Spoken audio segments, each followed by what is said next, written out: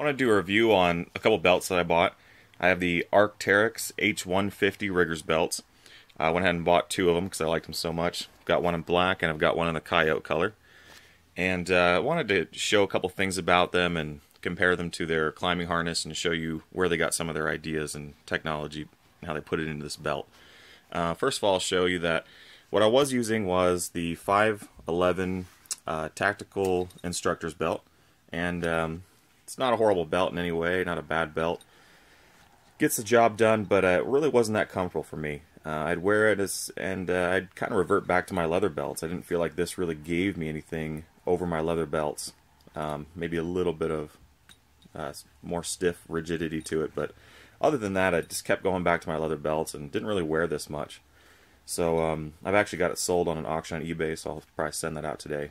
But didn't get a lot of use out of it, and decided to try some other belts. So I ended up ordering this here. This is an Arc'teryx H-150 riggers belt. When I figured out that Arc'teryx was making riggers belts, I thought that was pretty awesome because I love the brand. I think they make amazing products, really good quality. Ordered this in, and first thing I did was ordered it in a large. Figured, oh, that'll work for me. I'm about a 34, 36 waist, and nope, I need an extra large. So I sent that one back and got the extra large. Extra large fits perfect for me. And I've kind of read a few reviews where they said that the sizing on these is a bit small and that you should probably size up if you normally wear a large, or if you normally wear a medium, go up to the large. So that's what I did with this, and it fits really good. So if you look at their climbing belts, you'll see this buckle, and this is really just the exact same buckle. They took that and they put it here into this climbing, or into this riggers belt. And one of the reasons they did that is riggers belts are also supposed to be able to be used as a device for coming out of a helicopter, rappelling, things like that. So they did that so that it would be really sturdy. They know their system works, so they did it that way. And also, some people really like the climbing belts, so they were actually using them as riggers belts, cutting off the leg loops and just using the belt. So Arc'teryx decided to build a purpose-built belt, and this is what they came up with. This is definitely stiffer in the band, but probably not quite as stiff as this is, but a little bit stiffer in the band than their climbing harness. This one here, it's nice and soft and supple, but they made it really wide, so it distributes the weight really well on your back when you take a fall. Now this is designed to take serious falls. I mean, 100-foot, 200-foot falls, ridiculous amounts of energy being transferred into the loop. And the way they have it designed here, when you carabiner in, you can tie into both the bottom and the top, and the energy splits between your legs and your waist, and gives you a nice, good, comfortable fall. Leg loops are also nice and big on these. One thing I want to point out is a lot of people get this wrong in the review, and they say, "Oh, look at these little useless gear tabs. I don't know what you would use these for, just gear or whatever."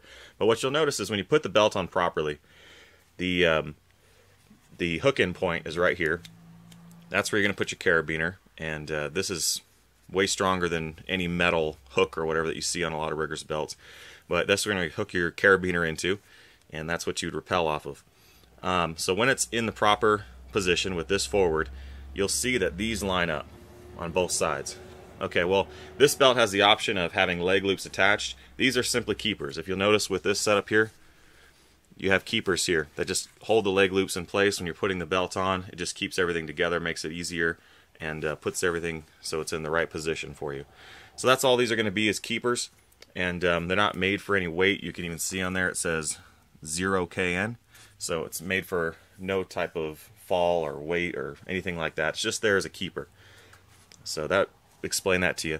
Now for me, I just use these as basically like a little loop for my keys. I'll just take my keys on my carabiner and I'll stick them through there and hang my keys off them. So you can find uses for them, but they're really designed for when you use these in combination with the leg loops. Haven't seen a review yet of anybody showing them with the leg loops. Even Arc'teryx reviews don't have them, but they do make leg loops that go with these. And at that point, I don't believe this is a climbing harness, but it's going to be a little more comfortable in rappels and things like that, longer days on the rope. But other than that, it's really not a climbing harness. It's made for rappelling, but it's a really durable, and they made a belt 2 inches wide. One of the cool things about the 2-inch wide belt is it really utilizes the full amount of space in the belt loops on your pants. So all the pants that I've had and tested so far, they will work. So I've got a pair of Abercrombie shorts here. I've got a pair of Cabela's kind of tack pants here, American Eagle jeans, and a pair of Levi's khaki pants, kind of like a cargo pant. So they all fit in there just nice and fine. It utilizes the full amount of space that's available to it, and no problems there. I did have to order special clips for my in the waistband holster to make it so they'd actually clip over the 2 inches, but after doing that, works really good. And the comfort on these belts is completely more comfortable than all the other ones I've tried, so I really like it. Little details on it, you'll see they have the Arc'teryx logo sewn right there into the fabric. You see it on the black one. This is the Blackbird model, so everything's just blacked out on it. And it's a pretty nice belt. I kind of lean towards wearing this belt over any other belt I have, and the belts that come with my shorts or pants or whatever, I just have no use for them now. These belts are just so nice. So it's a belt that's bred in the climbing industry, and it's been transferred over to military use, and you can hang your guns and equipment off them. I think it's a pretty neat belt. One complaint people have is the extra amount of slack on here. I'm kind of not sure why they have so much. I think they could do with half of that, but they got a lot of extra slack, and you'll weave it through these little elastic keepers, and there's another elastic keeper there, but you can see, I mean, that's a lot of slack. And then same kind of principle here on their climbing belt. They have a elastic keeper here, but they've got less slack on this, so I don't know why they use so much on there. Maybe somebody watching this will be able to tell me why that is, but that just sums it up for me. I ended up buying 2 of them. They're pretty expensive belts, but it was well worth it for me because of comfort, and I can have one on one pair of jeans or pair of shorts and not have to keep stringing them through them. But I really like them. I think that they're pretty top-notch. I did find these on missionreadyequipment.com, and they were on sale.